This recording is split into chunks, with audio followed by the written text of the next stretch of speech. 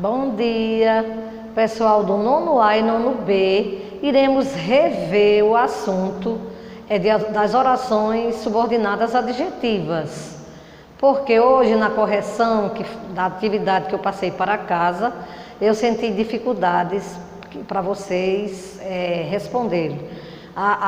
Como é que se diz? A atividade não foi bem, podemos dizer assim, bem aproveitada, porque a maioria teria uma certa dúvida, e para isso eu vou tentando reforçar aqui com os exemplos que eu coloquei aqui no quadro, para ver se vocês assimilam melhor, porque eu gostaria que todo mundo entendesse, certo? Caso vocês voltem a ter alguma, digamos assim, aprendizagem não seja perfeita, a gente mais uma vez nós retornaremos online, não sei como, com outra atividade para a gente rever essa situação que ficou meio complicada, certo?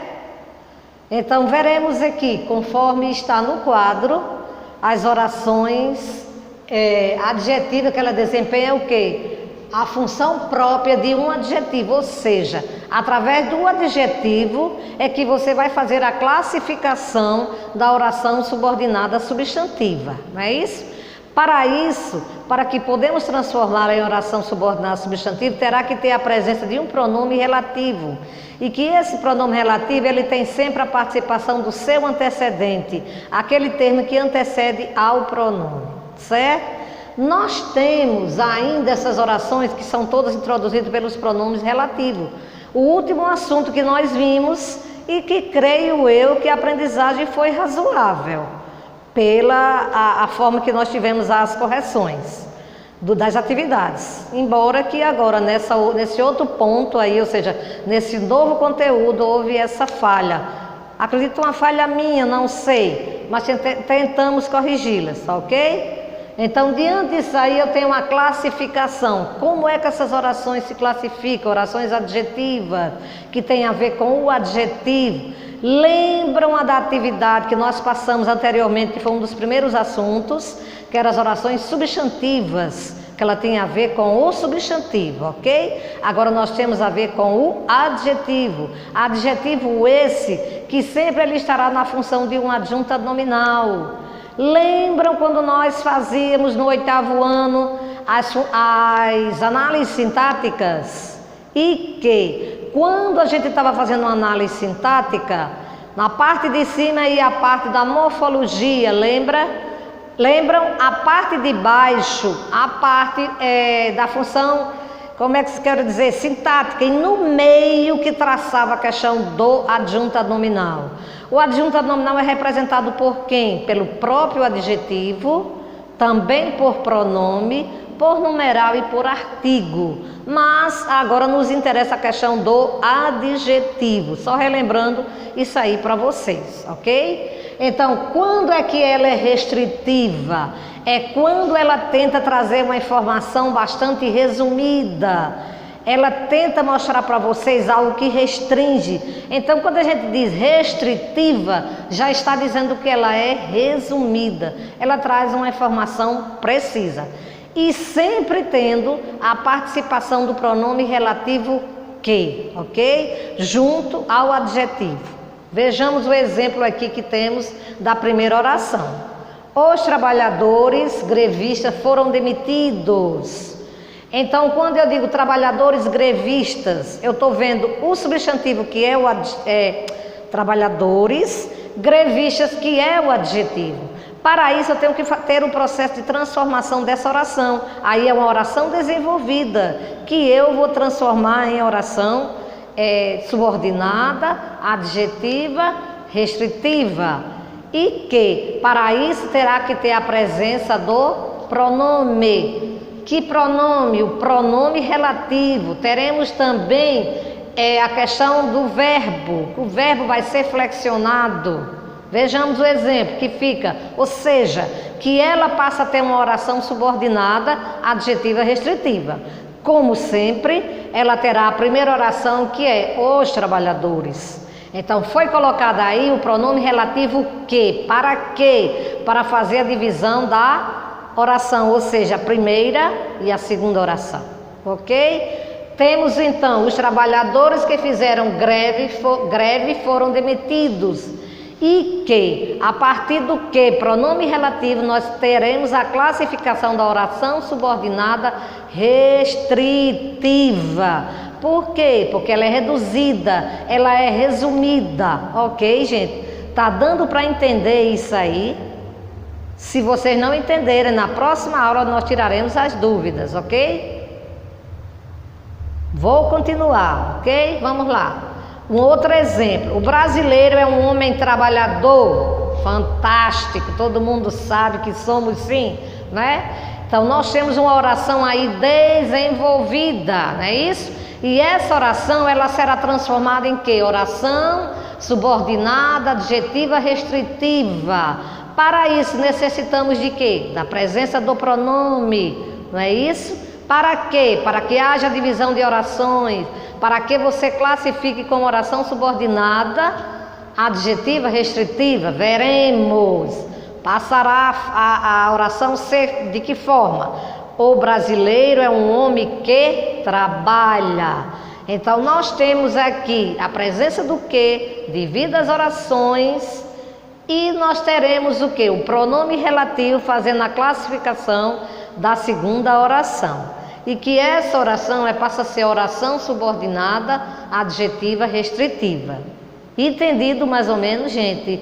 As orações restritivas, ela se restringe, ela se limita, ela se particulariza, ok? Ela é resumida. Podemos passar para a explicativa. Acho que está dando certo, Lucas. Então vamos lá, passando para a explicativa.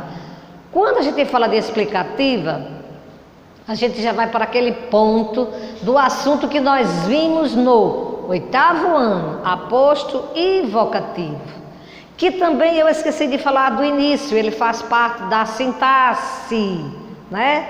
Quando a gente fala de sintaxe, sempre a gente está falando da questão da análise sintática, análise morfológica e por aí vai.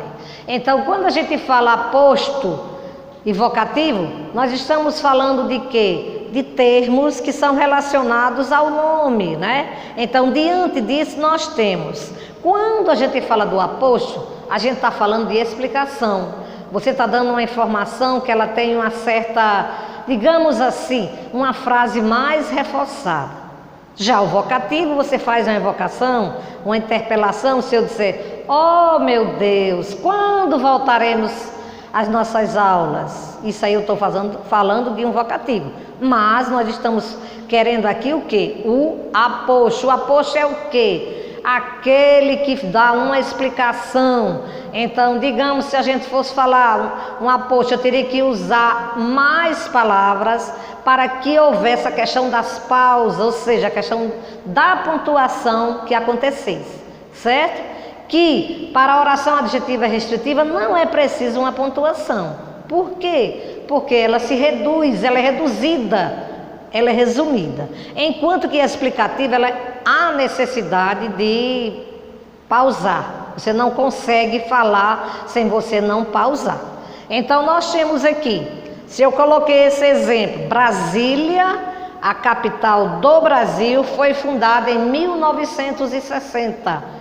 Dá para você falar, mas para você explicitar melhor, você tem que dizer Brasília, que é a capital do Brasil, foi fundada em 1960. Houve o quê? A pausa.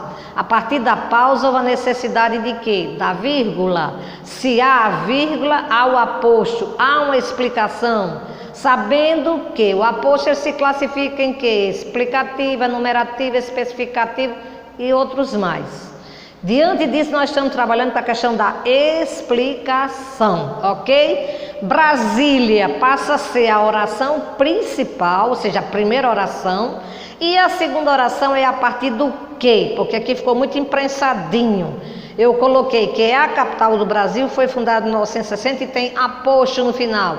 Por que eu coloquei o aposto no final? Para você saber que ela representa uma oração explicativa, e quando se trata de explicação, trata-se de aposto. Estão entendendo, galera? Será que, pelo amor de Deus, essa forma vai funcionar? Eu espero. que Deus é mais. Agora vamos para o outro exemplo. Se eu digo, veja que a frase ela permanece em uma só, dividida aqui ao meio, que já não tinha espaço. A vida é breve e deve ser bem aproveitada. Lógico, teremos que aproveitar a vida. Estamos vivendo momentos desgastantes, sim, desconfortantes, mas nós estamos aproveitando na medida do possível. Eu vou até sorrir para quebrar o gelo, né? Vamos lá. E então, como é que eu vou dizer essa frase assim, ó? A vida é breve, deve ser bem aproveitada. Ela merece uma pausa, ou seja, ela merece uma forma de uma informação mais explicativa. Então eu digo, a vida, que é breve, deve ser bem aproveitada. Que foi que eu fiz? Eu fiz a divisão de oração. A primeira, que é a vida, a oração principal. A segunda, a partir do quê? O que é pronome relativo? Oração subordinada, adjetiva explicativa, que também tem a ver com o aposto aqui, que a setinha está indicando. Então, para isso nós temos o aposto, que ele explica, que ele informa, que ele dá uma, digamos assim, uma oração mais precisa, né? Você tem uma informação que você está entendendo a questão do como é que eu quero dizer, que as palavras estão me faltando agora. É uma informação que você traz, que ela tem um maior número de pausas, agora chegou, de pausas para que você use a pontuação. Por quê? Você, para usar a pontuação, é uma forma de você explicá-las. Então você vai explicando e as palavras vão pausando. Para você falar ela direta, você praticamente não teria fôlego de dizer a frase, ok? Então isso é o quê? Uma oração subordinada, adjetiva explicativa, que ela tem a ver com o aposto. Voltando aqui mais ou menos, o que é que nós estamos trabalhando? As orações subordinadas, restritivas e explicativas, ok? Restritiva, que ela se resume em quê? Apenas na questão de você particularizar algo, não ter uma informação única, né? Se eu disser o político corrupto merece voto, não merece voto, né? Então eu estou usando uma frase desenvolvida, uma frase normal, desenvolvida. Se eu disser o político que é corrupto não merece voto, eu já teria o quê? Uma oração subordinada, adjetiva restritiva. Eu já teria modificado a frase desenvolvida, passando para a oração adjetiva usando o pronome que, ok? Se eu falasse de uma explicativa, que ela tem uma explicação, então eu teria que pausá-las, usar o emprego da vírgula. Então, para isso eu teria que usar, deixa eu pegar aqui rapidinho uma frase aqui para vocês. Se eu dissesse isto, desculpa aí que eu tive que fazer isso aqui. São Paulo, uma cidade imensa, tem muitos problemas. É uma frase desenvolvida. Eu vou transformá-la em uma frase de uma oração adjetiva, certo? Que eu vou usar o pronome que e a pontuação. São Paulo, vírgula, que é uma cidade imensa, também vírgula, tem muitos problemas. Isso aí passaria a ser o quê? Uma oração subordinada, adjetiva e explicativa. Porque ela tem pausas, porque ela teve vírgula, porque ela teve uma pontuação e ela traz uma informação mais concisa, digamos assim. Entendido, gente?